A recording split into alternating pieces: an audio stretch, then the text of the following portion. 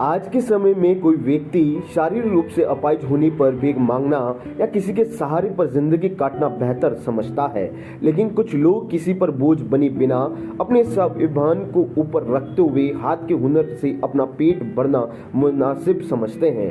हम बात कर रहे हैं डूंगरपुर के शेखर भोई की, जिन्होंने 8 साल पहले सड़क दुर्घटना में उनके कमर के नीचे का हिस्सा पैरालाइज हो गया। शेखर का शरीर का आधा हिस्सा काम नहीं करने के बाद भी उन्होंने हार नहीं मानी। स्वाभिमान को लेकर ऊपर रखते हुए हुनर और जज्बे से अपना पेट भर रहे हैं। डूंगरपुर के भोईवाड़ा के रहने वाले शेखर भोई फोटोग्राफी का काम करते थे। उनका काम भी जोरों पर चलता था। एक दिन वो अपने दोस्तों के साथ मारगिया डैम घूमने गए। लौटते वक्त शेखर की बाइक को पीछे से टक्कर मार दी।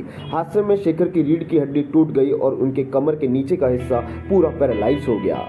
शेखर का एक्सीडेंट के पहले स्टूडियो हुआ करता था, लेकिन जब वह अपने एक्सीडेंट से थोड़ा उभरे तो उन्होंने किसी के आगे हाथ पसारने की बजाय खुद काम करने पर अपना पेट भरना बेहतर समझा। उनके बड़े भाई राकेश ने उन्हें एक प्रिंटर और कंप्यूटर लाकर दिया। शेखर ने घर के पास ही ई मित्र की दुकान खोली, जिसमें फोटोकॉपी, ऑनलाइन फॉर्म भरने से सारे ऑनलाइन काम करने लगे। आज शेखर दुकान को खोले 6 साल हो गए हैं। शेखर ने अपनी दुकान के लिए बड़ा प्रिंटर, इन्वर्टर और बहुत सारी ज़रूरत की चीज़ें अपनी मेहनत से खरीद ली हैं। इसके अलावा शेखर मोटर बाइक भी खरीदी है, जो कि चार्जिंग से चलती है।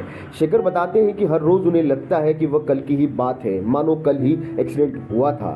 शेखर उनके जैसे दिव्यांगों को भी मदद करते हैं। वो बताते हैं कि दिव्यांग सरकारी योजना का लाभ लेने के लिए दफ्तरों के चक्कर काटते हैं, लेकिन उनकी सुनता कोई नहीं है। शेखर दिव्यांगों का फॉर्म भरने से लेकर सारी जानकारी देने का काम करते हैं। शेखर के पिता गणेश लाल बेटे के एक्सीडेंट के पहले तक टीवी रिपेयरिंग का काम करते थे।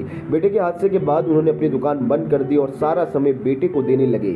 गणेश शेखर के हर छोटे बड़े काम करते हैं जहां शेखर को मदद की जरूरत होती है।